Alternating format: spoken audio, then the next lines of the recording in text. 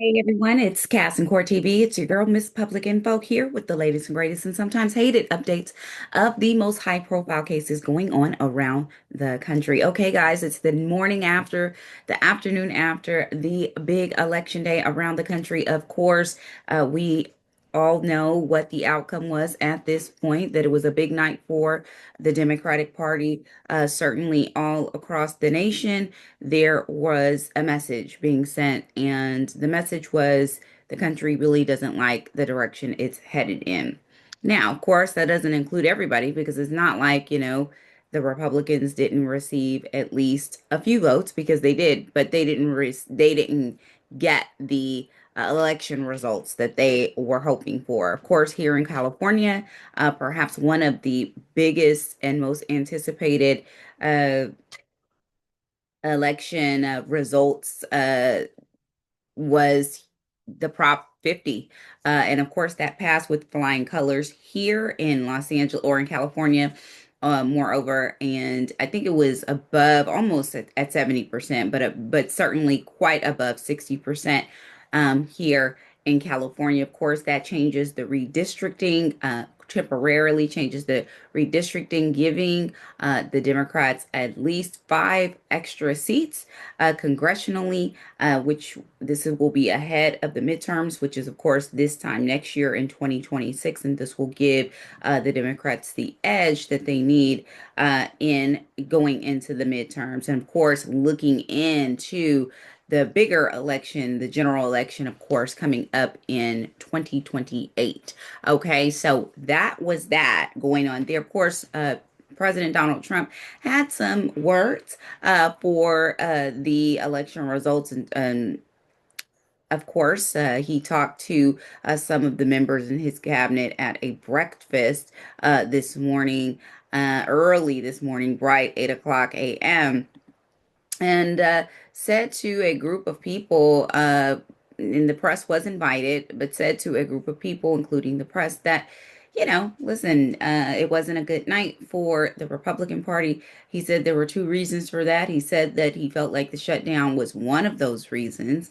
And he went on to say that the other reason was because he was not on the ballot. He said that he had heard that the reason why it wasn't a good night for Republicans because his name wasn't on the ballot. So that's very interesting. But another thing that's going on with Mr. Trump today is the Supreme Court. So let's talk about that. We're going to get into that. Now, today, the Supreme Court heard, and actually, they're still hearing, from what I know, the arguments are still going on. There's oral arguments within the Supreme Court right now. Uh, concerning a landmark case challenging the legality of the sweeping global tariffs that President Donald Trump imposed back in earlier this year, using his emergency powers to do so. Now, during oral arguments today, justices from both sides of the aisle, both conservatives and liberals, were skeptical of Donald Trump's legal justification for these global tariffs. This is according to every news outlet out there that you can find, Politico, Fox News, CNN, all of them. They're all reporting on these Supreme Court oral arguments, and they are all saying that the justices are not buying it, and they are very skeptical. They appeared very skeptical of the global tariffs legalities. They've had a lot of questions, and we're going to get into it not too deep because it is a bit complicated, and I don't want to bore you all. But we're going to get into it a little bit just to talk about it on surface as to what the justices' issues were. Now, the core issue that came before the Supreme Court today is whether the president has the authority under the International Emergency Economic Powers Act, which is the IEEPA, to impose broad tariffs based on declarations of national emergencies. National emergencies like the U.S. trade deficit. So the lower courts have already ruled that Donald Trump exceeded his authority, but the tariffs remained in effect pending the Supreme Court's review. So a ruling against the administration could result in businesses being entitled to refunds of nearly $90 billion collected in challenged tariff review or revenue, excuse me, and challenged tariff revenue. Now, this is a process that justices noted, and specifically Justice Kavanaugh, Brett Kavanaugh, who was a pick of Donald Trump's, as you recall, a few years ago. Um, but uh, a process that the justices, specifically Justice Kavanaugh, remarked could be a mess, they said. Now, the current tariffs in effect since returning to office in January of this year, Trump has implemented numerous tariffs. Now, what are those tariffs? Let's talk about it. And as I look at my notes, I'm going to be looking at you and my notes at the same time. First, a 10% baseline tariff on almost all global imports. That's the first thing. The first tariff. Second, higher reciprocal tariffs on dozens of countries with which the United States has large trade deficits. Okay, so this is like 50% on India, 34% on China, 15% on the EU and Japan. Also, increased tariffs on steel and aluminum up to 50%, and new tariffs on products like automobiles, lumber, and certain household furniture. Tariffs up to 45% on non USMCA compliant goods from like Canada and Mexico. Trade relations. So the tariffs have led to trade disputes as well and retaliatory tariffs from other countries. The United States, we recently reached an agreement. You guys all saw this in the press when Donald Trump did this whole rolling out the red carpet for China, because there was recently an agreement that was reached between the US and China to reduce some new tariffs going from 125% to 10% in exchange for agricultural purchases and other concessions. What has been the economic impact on the United States? Now, economists widely project that the tariffs will result in higher prices for consumers. Of course, we're already seeing that. There are people out there in the world who feel like, inflation is a lie, but certainly for those of us, everyday working class Joes out here, we know that it is not, and that the result is that there are higher prices for consumers. Also, reduced U.S. GDP growth. Um, that is the growth in the dollar, essentially, and then a significant tax increase for the United States households and just in general, right? So the outcome of the Supreme Court case obviously is considered huge. We're all watching it. We're still watching it. This is going to have large implications for the U.S. economy. And of course, this is going to tell the story of the authority of the president as it relates to trade policy going forward. So we're going to keep an eye on all of this. We'll let you know how this all turns out. Obviously, this is not going to be something that is going to have a resolution today, of course. But this will be something that will, obviously have to continue to be talked about. They may finish up oral arguments today. I don't think so, though.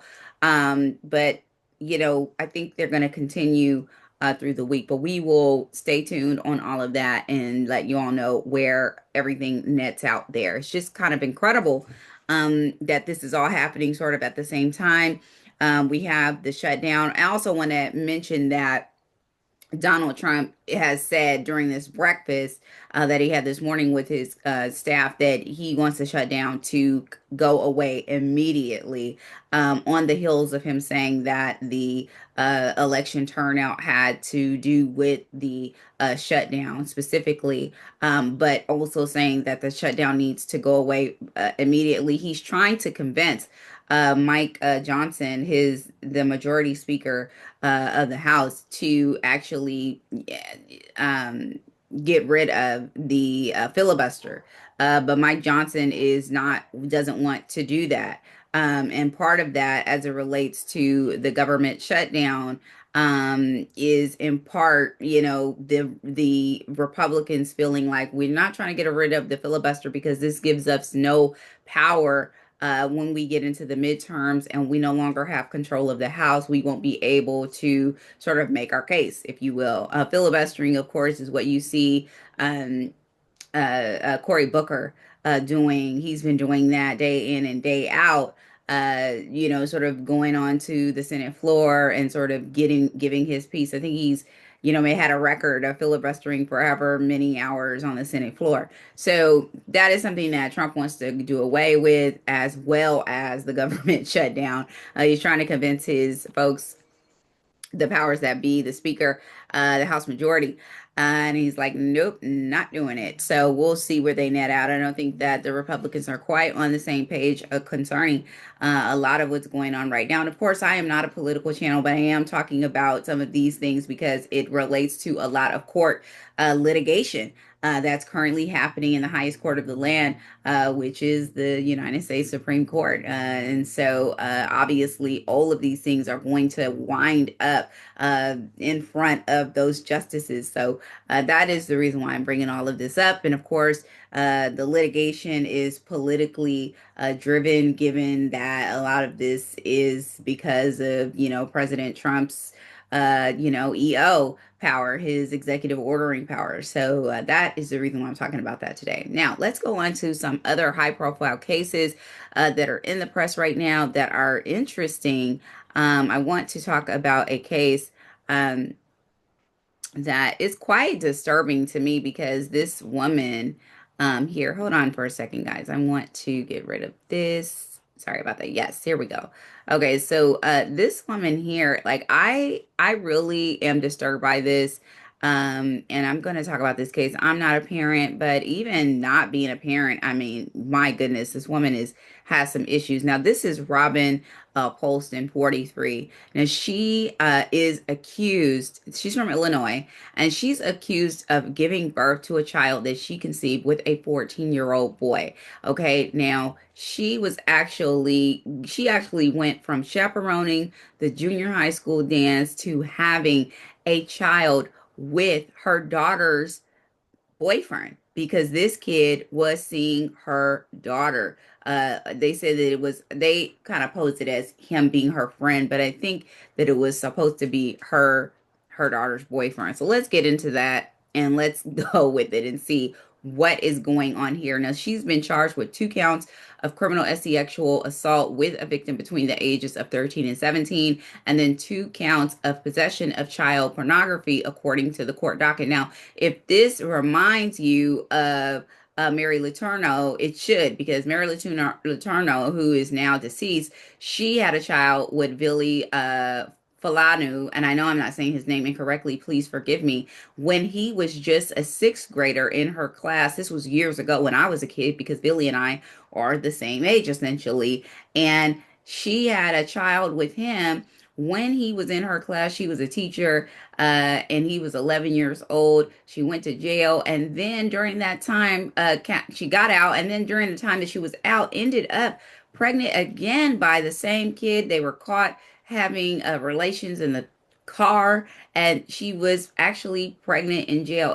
She ended up having 2 kids with this guy. The kids are grown now, they're in their 20s.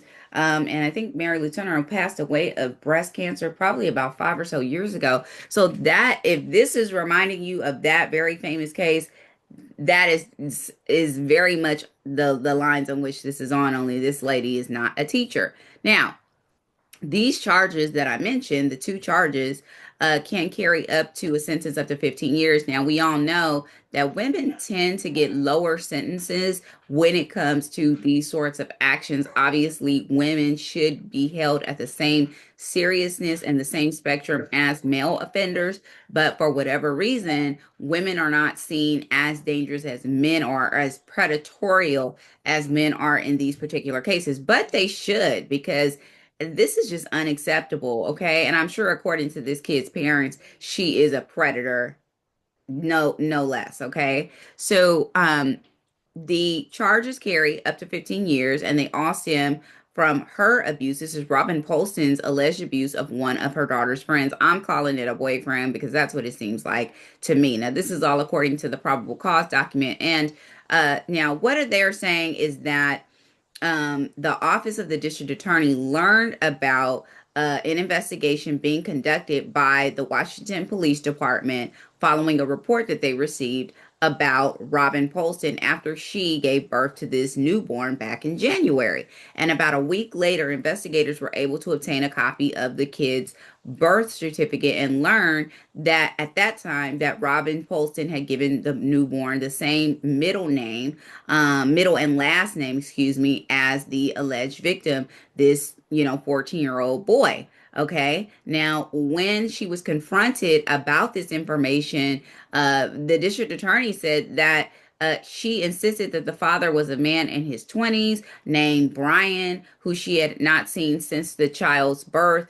And investigators also started looking into the alleged victim, the 14-year-old. And then that's when they learned that Robin's daughter had actually attended a junior high school dance with the 14-year-old victim back in May of 2023, where this woman, Robin Polston, the mother, had been a chaperone at the dance. The boy moved away soon after, the affidavit said, and then returned for a visit back in April of 2024, approximately 40 weeks before she gave birth. So they are saying that during this April 2024 visit is when this child was conceived between Robin Polston and the 14-year-old victim, is what they're essentially saying. They said that he returned again in June of 2025 and then, or excuse me, June of 2024, excuse me, and then permanently moved back in August of 2024 to live with a family friend. The district attorneys also said that the investigators discovered a large number of sexually explicit images and videos depicting the 14-year-old victim and Robin Polston together. And of course, on top of all of that, guys, there was a DNA test done, and the DNS confirmed and said, 14-year-old little boy, you are the father. In the spirit of Maury Povich, this is not funny, but that is essentially what they're saying. And now, Robin Polston was arrested. She's been arrested, and now she's being held without bond, as she should, because she is a predator. And her behavior was more than inexcusable, and they should jack up the jail and put her under it. Seriously, they should. She has yet to enter a plea.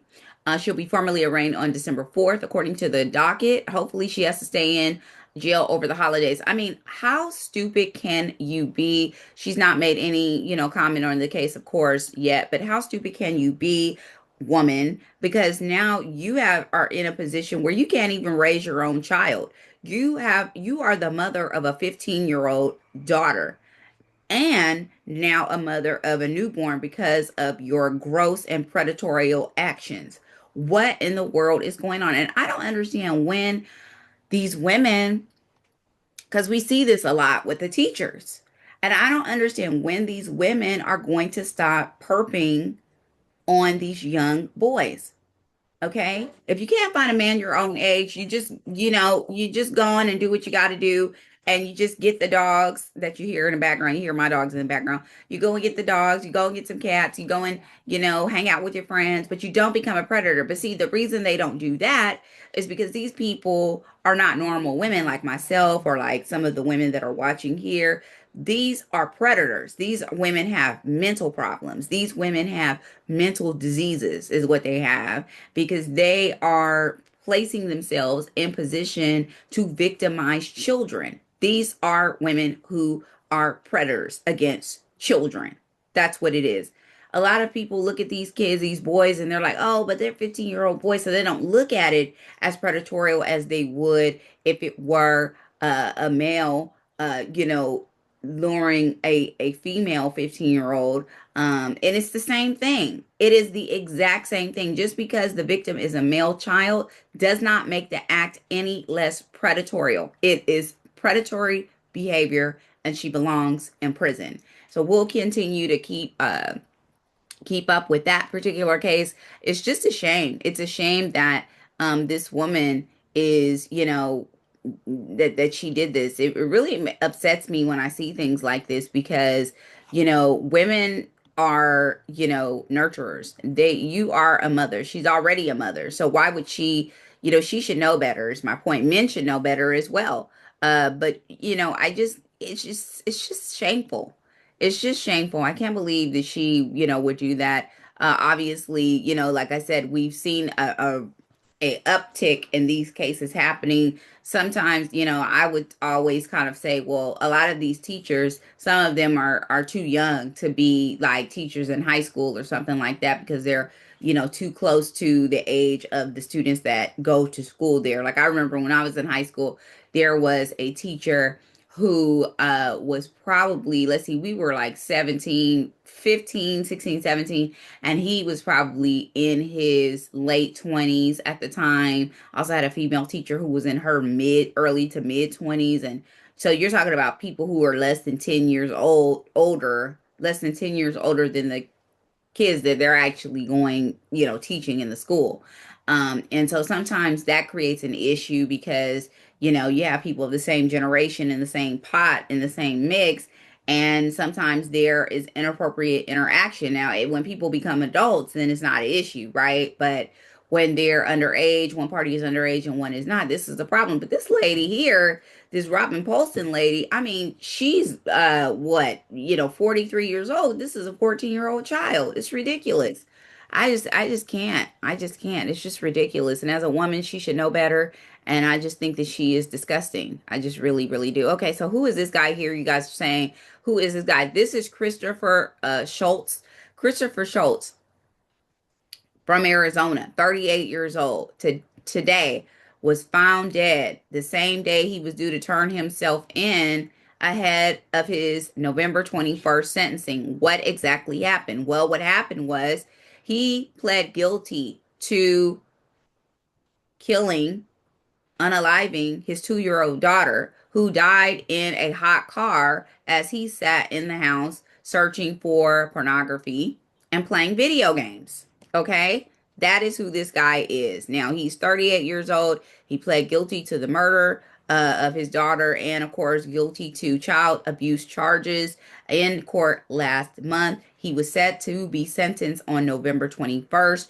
He was supposed to turn himself in, and then he would turn himself in, and then he would have been, in prison until he, was sentenced on November 21st. He was looking at anywhere from, I believe, 20 to 30 years in the Department of Corrections. And of course, this is all stemming from him accidentally leaving his 2-year-old daughter in a hot car where the temperatures reach 109 degrees. Of course, this is Maricopa, Arizona, Maricopa County. So this is, I believe this is Phoenix. So it's super hot, as you know, it's the desert. And that's how the little girl died. Now, the car, he says the car stays on for 30 minutes, um, unattended.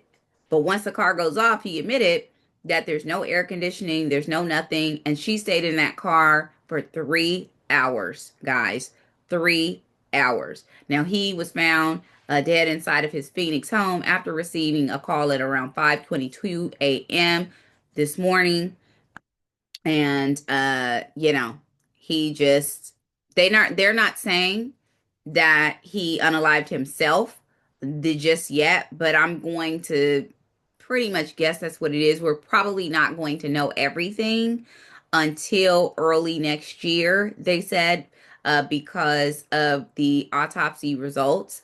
And then that is pretty much has to do with the toxicology portion of it. So it's likely they didn't see any obvious signs of trauma on his body. So that means that he probably unalived himself with some sort of narcotic. And so that's the reason why they're saying we won't know exactly how he, passed away until those toxicology reports come in early next year. So, it's just a shame. Of course, like I said, he was looking at 20 to 30 years in prison under the terms of the deal. And then there was no possibility of early release. Obviously, he would be getting out of jail around the age of 68, and he just could not do the time. Now, had he gone to trial, guys, he was looking at a possibility of life in prison or even the death penalty for this particular act.